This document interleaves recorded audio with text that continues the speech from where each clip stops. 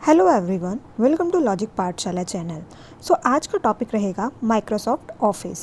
ये टॉपिक आपके एग्ज़ाम के पॉइंट ऑफ व्यू से बहुत इंपॉर्टेंट है, क्योंकि इसमें से अक्सर आपके एग्ज़ाम में बहुत सारे क्वेश्चंस देखने को मिलते हैं। इस टॉपिक का पीडीएफ आपको टेलीग्राम में मिल जाएगा, जिसका कि लिंक आपको डिस्क्रिप्शन में प्रोवाइड कर दिया गया है। Let's begin the session. सबसे पहले हम बात करते हैं माइक्रोसॉफ्ट ऑफिस की कि ये होता क्या है। ये आपका है client software, server software and services developed by Microsoft. Basically Microsoft office आपका सॉफ्टवेयर है जिसे डेवलप किया गया है किसके द्वारा? माइक्रोसॉफ्ट के द्वारा। इसको पहली बार अनाउंस किया गया था बिल गेट्स के द्वारा। कब? On August 1, 1988 at COMDEX in Las Vegas. The first version of office contained, तो देखिए आपके माइक्रोसॉफ्ट ऑफिस में क्या क्या आता है? Microsoft Word, Microsoft Excel and Microsoft PowerPoint. ये देखिए, सबसे पहले हम बात करते हैं माइक्रोसॉफ्ट ऑफिस की। इसके अंदर देखिए ये किस लिए बनाया जाता है। जैसे हम माइक्रोसॉफ्ट ऑफिस ओपन करते हैं, बेसिकली जब आपको इसके अंदर कुछ राइट करना हो या फिर आपको कुछ भी लेटर लिखना हो या कोई भी टाइपिंग वाला काम करना हो, तो हम किस में बनाते हैं? वो सब काम किस में करते हैं? MS वर्ड में। ठीक है, अब देखिए MS वर्ड में हमें ये सारे पता होने चाहिए कि कौन सी, जैसे कि आपको ये देखिए ऑफिस बटन है, ये है आपका क्विक एक्सेस टूल बार, ये है आपका विंडो टाइटल बार, ये जो माइनस का साइन है ये मिनिमाइज का है, जो स्क्वायर का साइन है ये मैक्सिमाइज का है, और क्रॉस का साइन है आपका क्लोज का, और यहाँ पे जो हेल्प का साइन है वहाँ पे ऐसे बना होता है क्वेश्चन मार्क। ये है आपका रिबन स्टाइल, ठीक है, और ये है आपका रूलर, ये दिख रहा है आपको रूलर, और ये भी आपका रूलर है।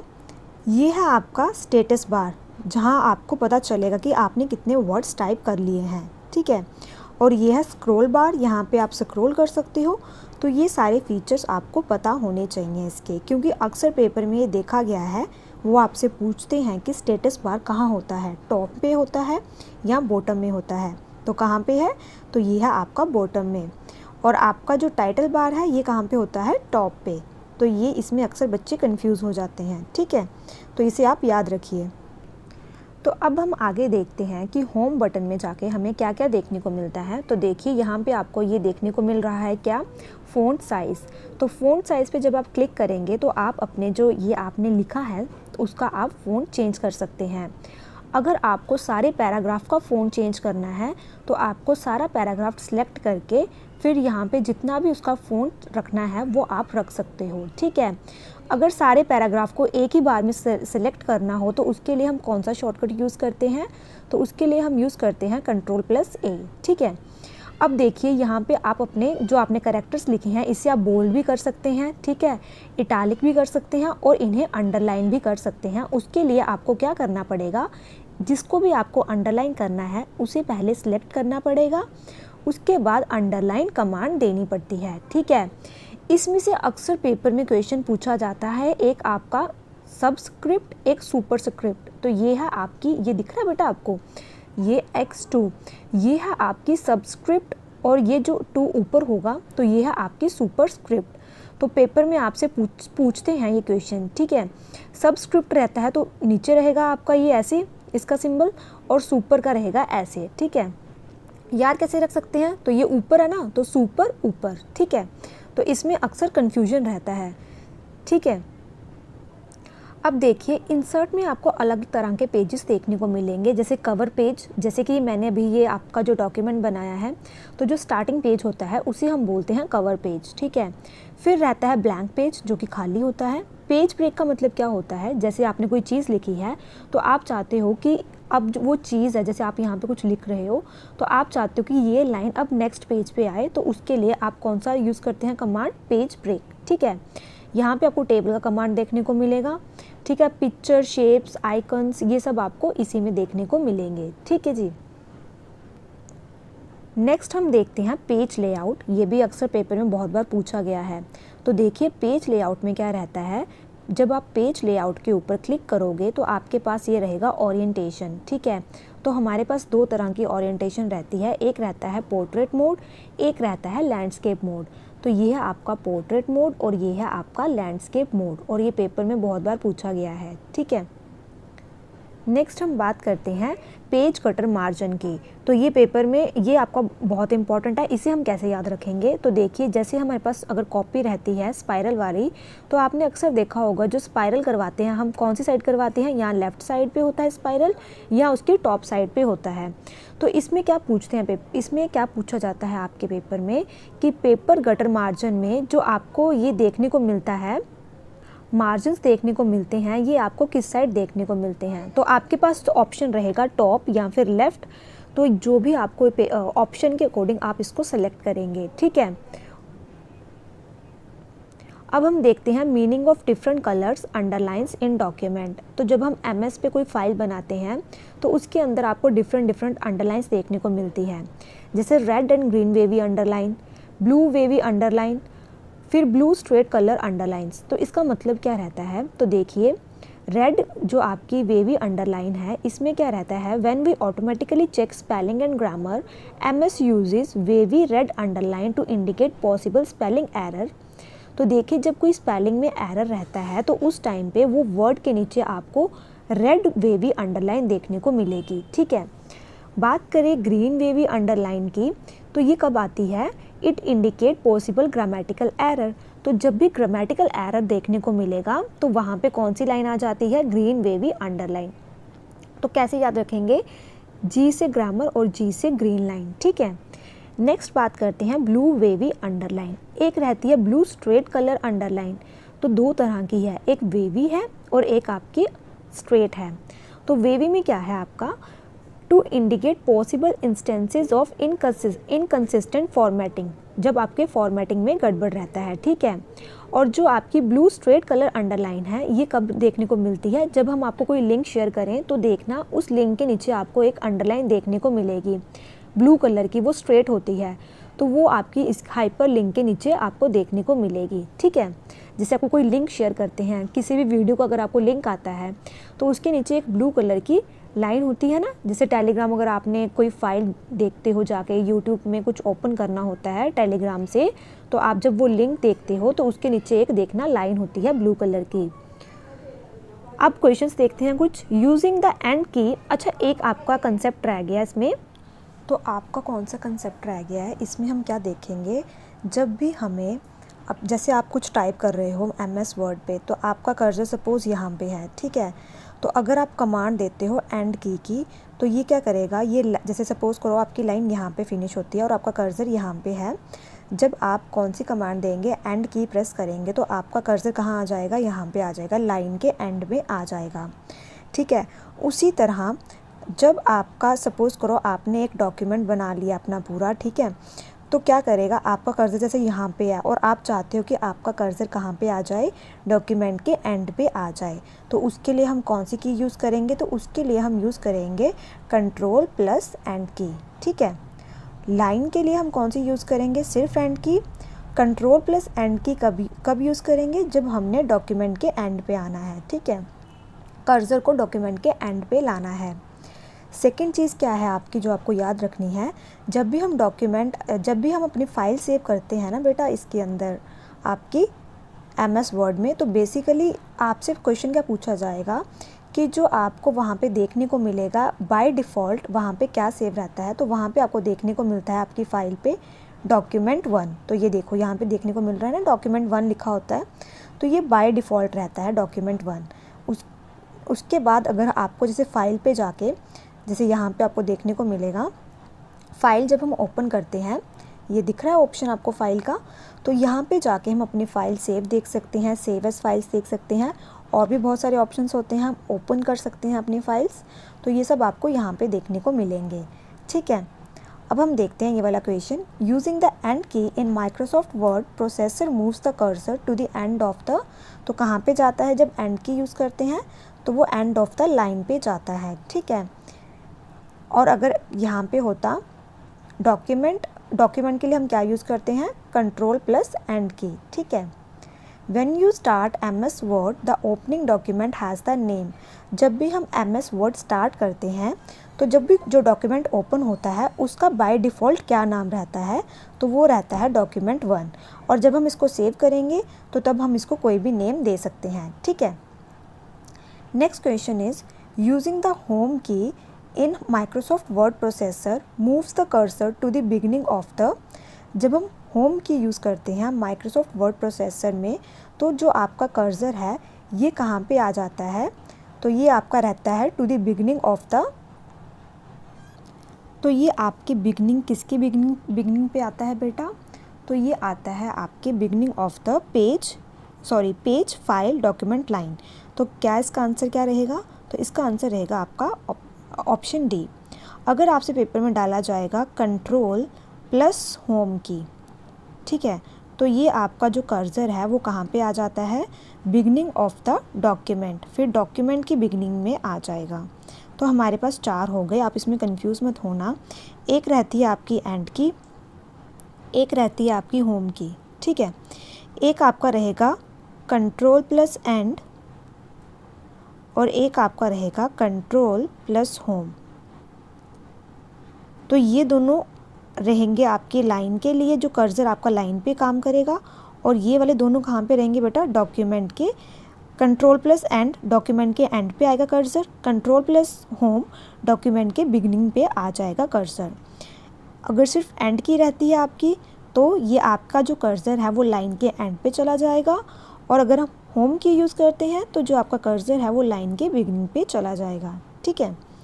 Next one is to open a new file in MS Word the shortcut key is. तो कौन सी शॉर्टकट की यूज़ होती है जब हमने MS वर्ड पे नई फाइल को ओपन करना होता है, तो हम यूज़ करते हैं कंट्रोल प्लस एन, ठीक है। कंट्रोल प्लस एक्स किसके लिए है, वाई किसके लिए है और वी किसके लिए है। तो देखिए सबसे पहले बात करते हैं कंट्रोल प्लस सी की। तो सी से रहता है आपका कॉपी, कंट्रोल प्लस वी से आपका रहेगा बेटा पेस्ट, ठीक है। कंट्रोल प्लस एक्स से क्या रहता है आपका कट, और कंट्रोल प्लस वाई से रहता है आपका रीडू, ठीक है। नेक्स्ट हम बात करते हैं गटर पोजीशन की। तो जैसे कि मैंने इसके बारे में बताया था, it can be start in the following positions. तो मैंने बताया था ना, ये या तो आपको लेफ्ट साइड पे देखने को मिलती है या टॉप पे। तो इसका आंसर रहेगा left and top. What is a header and footer. तो क्या है हेडर और footer, text inserted into top and bottom margins, the first and the last complete sentence of a page, line numbers inserted along the left edge of a page। तो इसका answer रहेगा आपका option A. जो आपको top और bottom में आपको margin देखने को मिलते हैं वो आपको उसको कहते हैं हम हेडर एंड फूटर, ठीक है। अब हम बात करते हैं वाटरमार्क की। तो देखिए जैसे कि आपको दिख रहा है ये ऑप्शन वाटरमार्क का, तो ये किस लिए लगाया जाता है, जैसे कि मैंने कोई आपकी शीट तैयार की और मुझे क्या करना है, उसके पीछे वाटरमार्क डालना है, जैसे अपना नाम डालना है, ताकि उस शीट को कोई और यूज़ ना कर सके। तो इसलिए हम वाटरमार्क यूज़ करते हैं। अब देखो यहाँ पे कॉन्फिडेंशियल लिखा है, ठीक है, डू नॉट कॉपी लिखा है, इसे हम कस्टमाइज़ भी कर सकते हैं। देखिए यहाँ पे कस्टम का वाटरमार्क का ऑप्शन होगा, वहाँ पे जाके आप कस्टमाइज़ करके यहाँ पे कुछ भी लिख सकते हैं, आप अपना खुद का नाम भी लिख सकते हैं, ठीक है। नेक्स्ट हम बात करते हैं MS वर्ड की। अब देखो MS वर्ड में देखो word processor package that processes textual matter and creates organized and flawless documents. तो बेसिकली जो MS वर्ड है हम इसे डॉक्यूमेंट्स बनाने के लिए यूज़ करते हैं।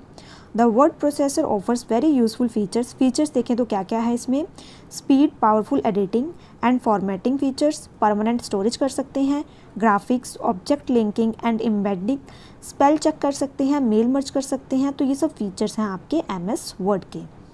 नेक्स्ट हम बात करते हैं जो आपका वर्ड प्रोसेसर है, it automatically fits the type text within the specified left and right margins. This feature is called word wrapping. और इस फीचर को हम क्या कहते हैं, word wrapping. Margins can be of 4 type. अब देखो जब हम वर्ड पे अपनी वो बनाते हैं, फाइल बनाते हैं, डॉक्यूमेंट बनाते हैं, तो हमारे पास 4 तरह के मार्जिन देखने को मिलते हैं, left, right, top and bottom, ठीक है। तो ये सब मार्जिन्स आपको देखने को मिलते हैं MS वर्ड पे। In Word paragraph can be formatted through paragraph option of format menu and the borders can be applied through borders and shading option of format menu. तो बेसिकली इसके अंदर बताया है कि जब हम पैराग्राफ करते हैं, पैराग्राफ ऑप्शन पे जाके तो हम क्या कर सकते हैं, उसमें जो आपके बॉर्डर्स हैं या शेडिंग ऑप्शंस हैं उन्हें हम क्या कर सकते हैं, यूज़ कर सकते हैं वहाँ पे, ठीक है। Page formatting in word can be control through page setup option of file menu. तो अब देखो यहाँ पे अब इन्होंने कहा कि पेज की सेटिंग करनी है, तो हम क्या करेंगे, पेज सेटअप पे जाके कर सकते हैं ना अपने ये सारे फाइल मेन्यू में जाके।